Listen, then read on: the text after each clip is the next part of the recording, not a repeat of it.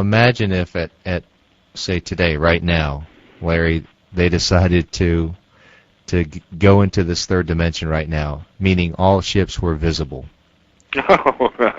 What would we see? Oh. What would we see, Larry? Thousands.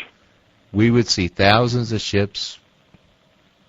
You're kidding. All over the Earth. All over the Earth? Yeah. Huh. All sizes, shapes, anything you can think of, because of all the different alien species that are around.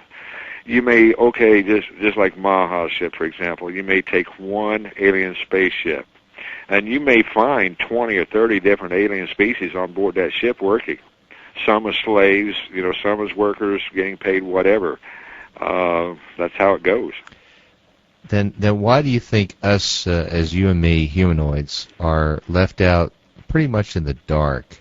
I've never figured that out. From seeing Maybe all these because people. they just don't feel that we're capable of handling it, even though you could also go on every one of those spaceships and you will see humans there too. Yeah. Oh, working with them. Oh, yeah.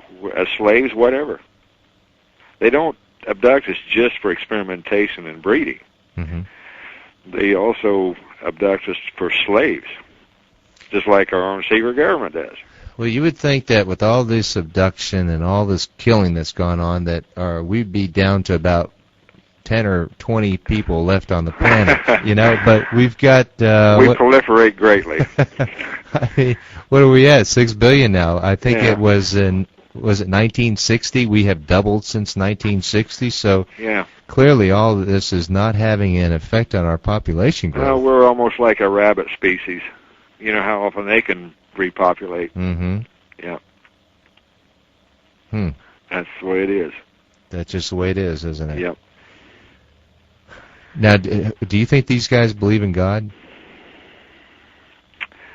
The only thing I can associate to that is they say, yes, there's a higher being. He is what you would call a god. Mm-hmm. He is there, but he doesn't control like you preach that he does. That's all I know. They say he's not in our life the way we think he is according to what we call the gospel. He created everything. He put everything in motion. Mm-hmm. But he pretty well, after that, stays out of it. So you're saying he created a free will universe then? Yeah. Basically. And that's what they're saying? Yeah. Anything goes? Yeah. Well. Wow. Okay. Well, you've given us a lot to think about tonight, Larry. Before we close, are there any other little interesting tales that you want to share with our listeners? Well, I think we'll just hold off till the next time. Okay. Let me get my bearings back together again. And I can hear you're getting a little tired. Yeah. Take off from there. Okay. One other thing, though, is if all these other people you run into that you've talked with, if any of them would like to talk with me, I would sure appreciate you passing my name and phone number on to them. Okay. Well, you've got Stuart Swerdlow. Yeah. And now, has Stuart sent you an email back? Yeah. He's answered it twice, and I just sent him another one, so okay.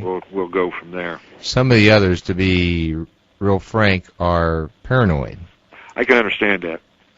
Yeah, I can clearly understand that. They're younger than you are. I don't think they have achieved the degree of mastery that you have, and so they feel they're being called in at any point in time and monitored and are somewhat out of control. So they're nervous. I'm sure they are.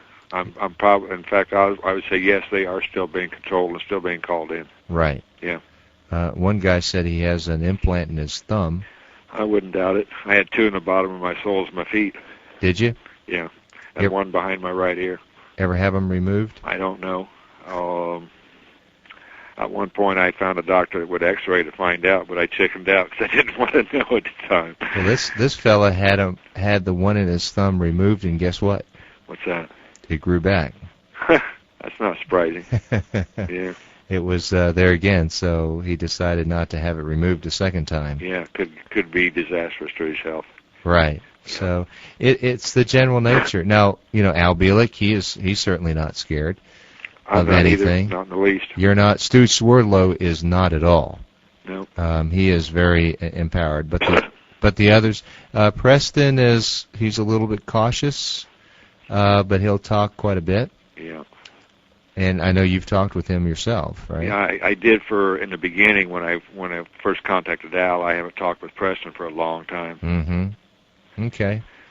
Well, listen, thanks for sharing your time with us, and you're welcome. We will continue this when you're ready. Okay. Okay. Take care. You too. All right. Bye now. Bye.